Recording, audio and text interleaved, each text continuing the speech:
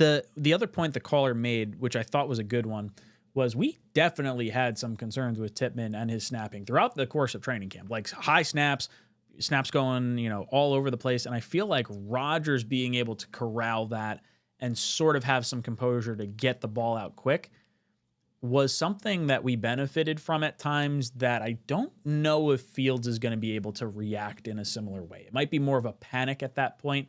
And I think the degree of comfort that he has with the center might come into play a little bit more this year. Yeah, that's a good call out too. Fumbling has been an issue for Fields in the past, so I think that is something to take note of. I see Crossfire in the chat. What's up, dude? Says AVT needs to stay out of tackle within 2 games of switching. Both times he was injured. AVT needs to remain at guard. AVT needs to never, ever, ever, ever play a game at Mile High Stadium ever again. I don't care if it's like the AFC Championship game. Sorry, AVT, we need you for the Super Bowl. Like you're not playing in Denver. It's not happening.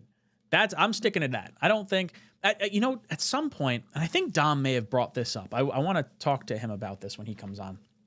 But at some point, there's got to be some thought that AVT might just be an injury-prone player because he's been hurt at guard and he's been hurt at tackle. I don't know if it's so much the position change and the value that he's providing from like his 5th-year option this year, which is I think $14 million. That's a pretty expensive guard, and it could be seen as a beneficial tackle solution from a financial standpoint while also having a guy in there that's comfortable with Fields, gives AVT an opportunity to show himself as a tackle going into a contract year. So maybe it's something AVT's on board with anyway.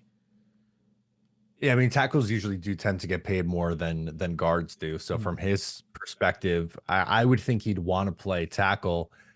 I'm kind of more with Crossfire. Like I'm just kind of done moving him around. I just want him just make a decision and stick with it. That was essentially my thought last year.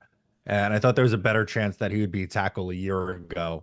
But they ended up, trading for Morgan Moses, and then they signed Tyron Smith and they drafted Olu. So they pencil him in at right guard. And at that point, it's like, okay, this is just what he's going to be. Let's leave him alone.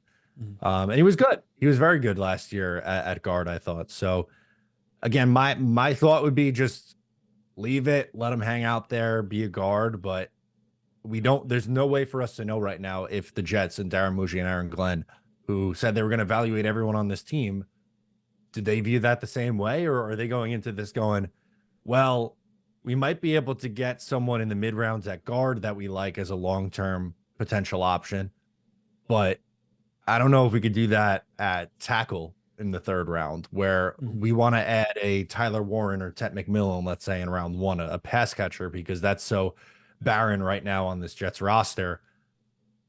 I just think we have to be open to the idea of this being a possibility. Again, that wouldn't be my plan of course of action for this team, but I think it's maybe a little bit more likely than we might want to believe.